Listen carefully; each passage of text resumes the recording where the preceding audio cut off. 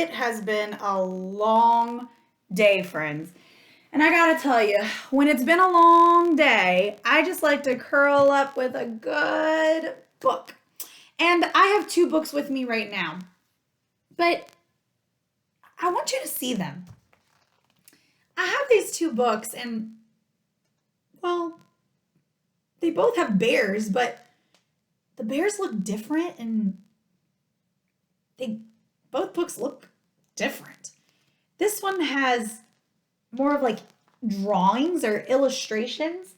And when I open up the book, it starts kind of telling me a story. It tells me about how this bear's name is Bruce and he was kind of grumpy. And it tells me about how he loved eggs. But when I look at this book, it's about a bear, but this isn't necessarily telling me a story. It's teaching me about what it's like to live in the forest as a bear. And when I open it up, there's this thing called a table of contents, and it lists all the things I'm going to learn. So wait a second. Both books have bears on them, but both teach me completely different things. This one teaches me about how a bear lives in the forest. But this one tells me a story. This is something that I read for fun, something to relax and enjoy and laugh. These types of books that are for enjoyment and for something fun to do and for a way to relax are called fiction. Can you say it?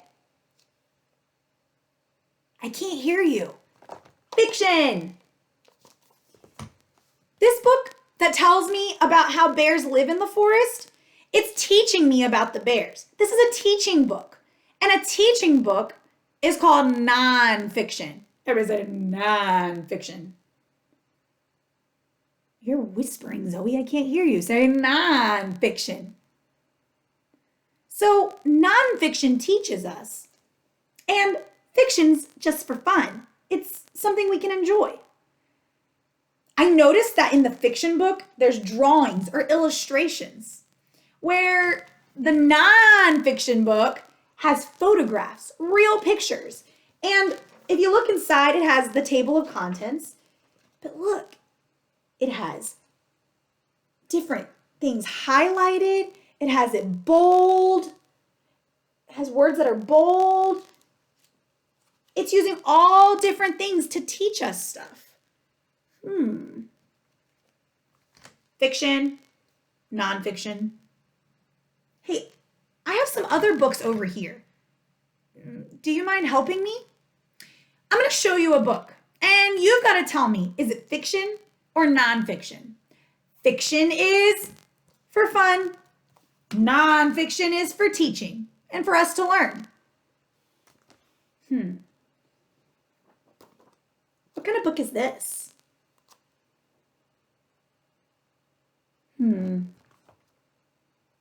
Well, this one has photographs, not drawings or illustrations.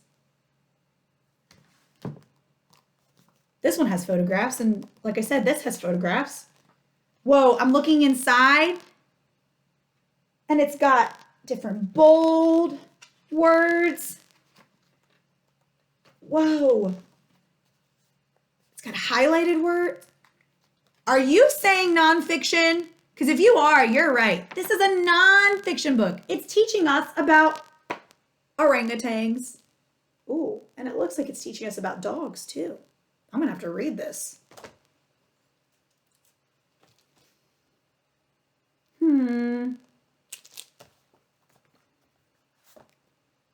This is photographs. This is illustrations. It's called The Day the Crayons Came Home. I'm going to look inside. Looking inside can sometimes help. Wait a second. One day, Duncan and his crayons were happily coloring. This is telling a story. Did you say fiction? Because if you said fiction, you're right. This is fiction. All right, pros. I'm not going to help you anymore. You've got to just say it.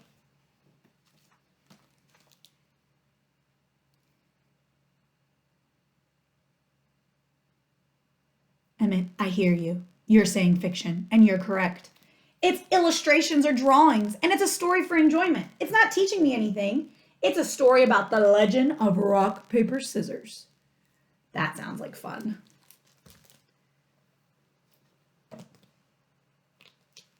What is this?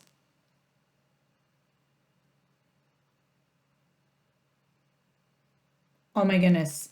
You're hurting my ears, Valerie, because you were saying so loud, nonfiction!